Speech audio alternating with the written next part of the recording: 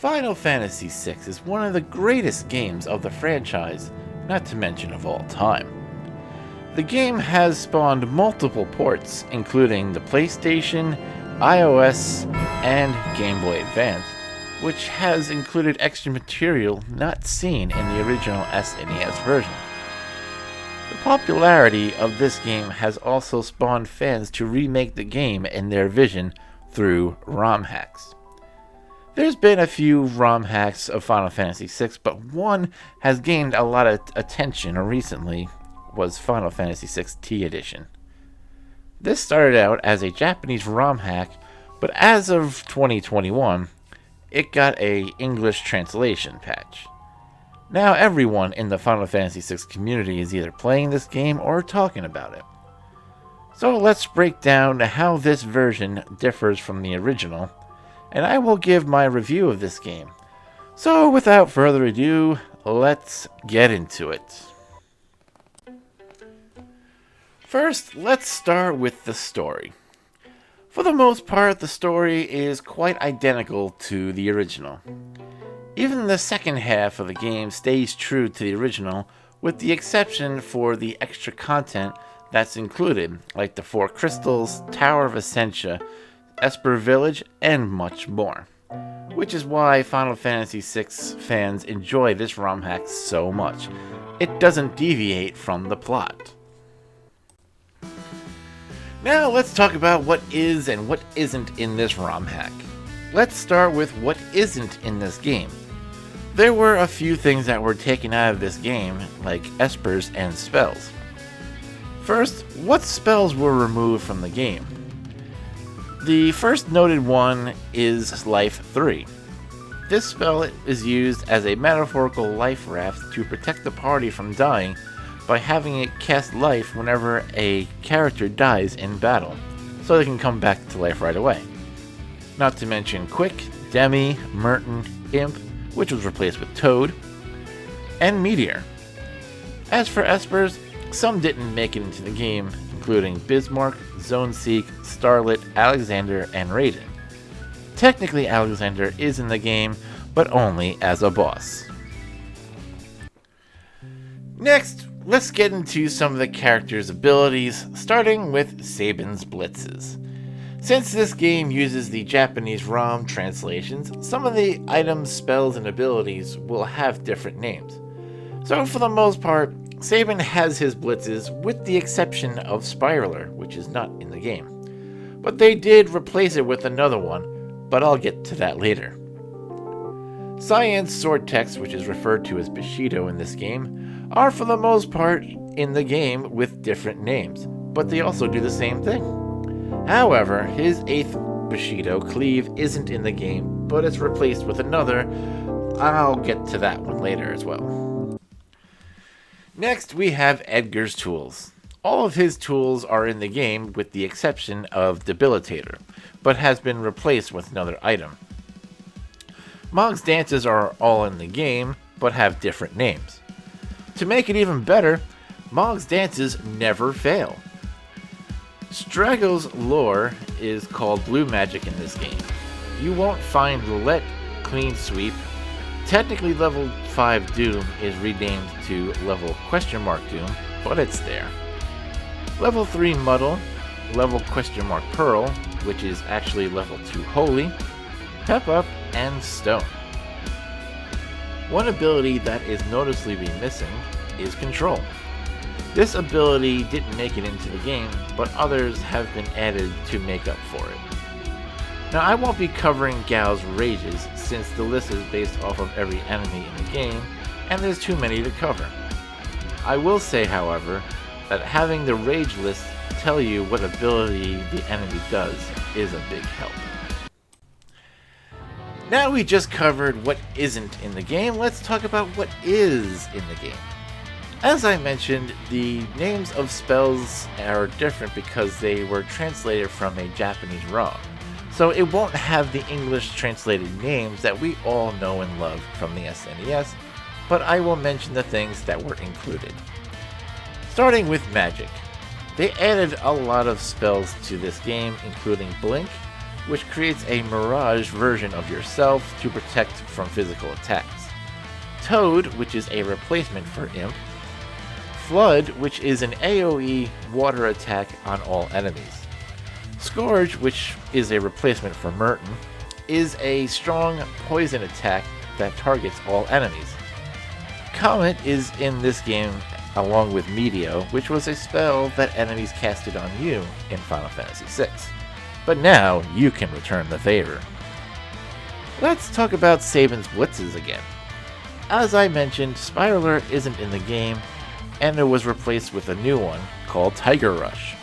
If that name sounds familiar, it's because that's the name of Sabin's Desperation attack in Final Fantasy VI. Cyan's Bushido attacks, as I mentioned, Cleave was removed, and they replaced it with an attack called Rising Moon, which deals ice and wind damage to an enemy along with muting them.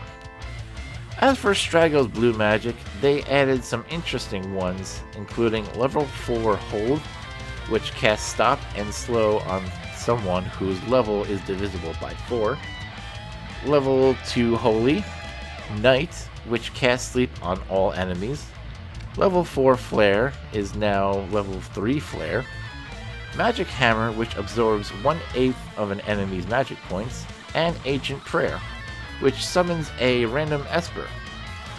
Some new abilities were added to the roster, including Bless, which heals magic points, Prey, which heals hit points, Animal, which summons random animals to do different attacks and abilities, and Ice Storm. Lastly, let's get into which Espers were added to the game. Starting with Leviathan. Yes, I am aware he's available in the Game Boy Advance and mobile Steam version. I'm only comparing it to the SNES version. Leviathan is a replacement for Bismarck. Leviathan teaches Flood and Slow 2, aka Sloaga. Next, we have Poo Poo, which, if you remember, he is from Final Fantasy VIII. He is a replacement for Zone Seed, and teaches Shell and Bio. Next, we got the Mist Dragon from Final Fantasy IV. Mist Dragon teaches Holy, or Pearl, and Blink. Titan is in the game as well, but is from Final Fantasy IV and V. Titan replaces Tirado and teaches Quake and Gravity. There's also Ashura from Final Fantasy IV. She teaches Raise, Curaga, and Tornado. In battle, Ashura randomly casts support spells like Blink, Cure, and Life 3, which isn't a spell in T Edition. Diabolos is in the game as well, which is another Esper from the Game Boy Advance version. He is a replacement for Alexander. He teaches Dispel and Osmos. Lastly, we have Ultima, an Esper that is the god of the Espers, that teaches you Ultima. Since we talked about what is and what isn't in the game, let's talk about improvements. Starting with Cyan. We all know how the infamous sword tech bar is in the original Final Fantasy VI, but now with the improvements made on it, the bar goes way faster. As for Shadow, the animation for interceptor blocking now includes Shadow helping his dog attack, creating a dual attack, which means he can hit flying enemies as well.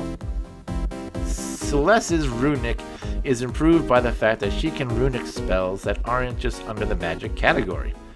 She can also runic certain monsters' special attacks and spells.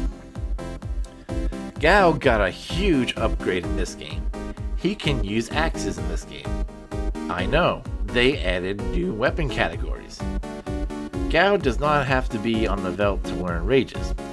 He can learn them after the battle is over, but he has to be present in the party to learn it. He also has a fight command on top of a rage command, so you are not beholden to only use rages. Speaking of rages, the rage list in the option menu tells you what each rage does. Gogo in this game is given some life and some dialogue, so it gives him a sense of personality. Umaro in this game is actually controllable. He can use magic too, but only if it's outside of a battle. And he can use an Esper in battle, only if he has one equipped. Another addition to the game was a jukebox. You can access it through the configuration menu. Go to Sound, press A, and you will see a full list of music that is used in this ROM hack. And it also tells you what game the song originates from. One big game changer in this game was the elimination of sprint shoes. All you have to do is hold B while moving. I won't get into items that were added into the game since there's a lot that were included along with weapons, armors, and relics. You'll have to experience it for yourselves. Trust me, it's worth it. Let's get into the meaty part of this ROM hack, the extra bonus content. Starting with side quests, or pub quests as they're called. This interesting addition creates a new level of excitement for the game. It gives you something to work towards by completing them all. As you progress in the game, the tasks get harder and more strategic. As you complete the quests, you are awarded with some nice items. Not every town has pub quests, however. The good thing is that some quests can be repeated multiple times. Mainly the battle-based tasks can be repeated. A new mechanic added to the game was having to battle certain Espers to acquire them.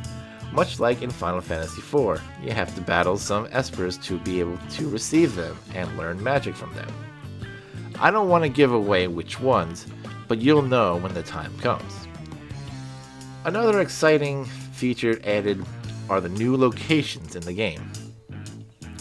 Starting with the Tower of Essentia. The Tower of Essentia is a place that looks like the Tower of Fanatics, but then leads you to an exact replica of the floating continent where you encounter different Espers to battle. The next location they added was the Soul Shrine, which is not a new feature, but rather an idea from the Advanced and Steam versions of Final Fantasy VI. This area is where you battle almost every monster and boss in the game, where you are rewarded with the Master Crown and a shield that is basically like the Paladin shield, but better. This place is great for anyone who needs rages for Gao or needs blue magic for Strago. The next place that was added in this ROM hack is the Cave of the Sealed Gate in the World of Ruin. There really isn't anything different in the World of Ruin, with the obvious exception of different enemies. This area is a gateway that leads to the Esper world. For the first time, you can bring your party to the Esper village. They have shops where you can buy items, weapons, and armor. One thing that was added to the map in the World of Balance was the addition of Daryl's Tomb. You don't get to venture inside of it yet, but having Daryl's Tomb in the World of Balance makes more sense than having it just appear without any understanding of how it got there, or why it's there. For those who are completionists, there is a house in the game with a guy named Mr. Cleo, I'm assuming modeled after Miss Cleo.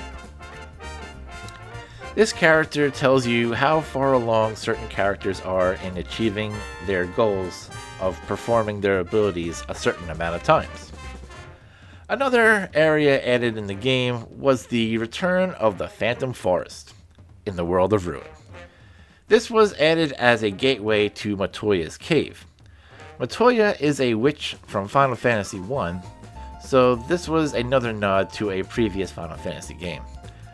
Lastly, there's a new dungeon in the game called the Temple of the Ancients, where it leads you to ultimately having to fight the four fiends from Final Fantasy IV, and then taking on Ultima, the Esper god. To top it off, the addition of the EX bosses in the extra content patch. This is where you take on the final bosses from Final Fantasy 1 to 11, with the obvious exception of 6. And finally, for my thoughts on this ROM hack. I've said a few times while playing this game that not only is this the best Final Fantasy ROM hack, but probably the best ROM hack I've ever played. The fact that the story remains the same is a big plus for me. I was so glad that the story didn't deviate much. The dialogue is great, and I felt like the dialogue for Kefka even made him more twisted than he already was. The inclusion of music from different video games and other RPGs was a real nice touch. Sometimes having the same music throughout the game gets rather stale at times, so having different boss battle themes really does jazz it up a bit. The changes in the character sprites, not including the costumes, are really nice. I really liked Terra's sprite change, adding the cape, and Edgar's sprite was really cool looking, adding a little touch of red to his outfit. The sprites were supposed to reflect the design that Yoshitaka Amano had at first. The only one that I felt that was really off was Celeste's sprite, but it is what it is. Speaking of costumes, I was really hyped about this. I was excited to see what kind of costumes the game had to offer for the characters, and the choices that were made to assign the costumes to certain characters made a lot of sense and was well executed. They did eliminate famous glitches from the original Final Fantasy VI, including the Sketched Gao glitch, the Psycho Cyan glitch, and the Vanished Doom glitch as well. I love that you can use Espers multiple times in battle, unlike the original Final Fantasy VI Vanilla, where it can only be used once. The only drawback that I have against this ROM hack is that the ATB bar stops when anyone is in the middle of a command, much like in Final Fantasy V. So there you have it. What do you guys think of this ROM hack? Are you going to be playing it? Have you played it? Let me know in the comments below. Follow me on Twitter at BlackOmen10. Catch me on Twitch at twitch.tv/Chris Reed. So until then, I will see you all in the next one.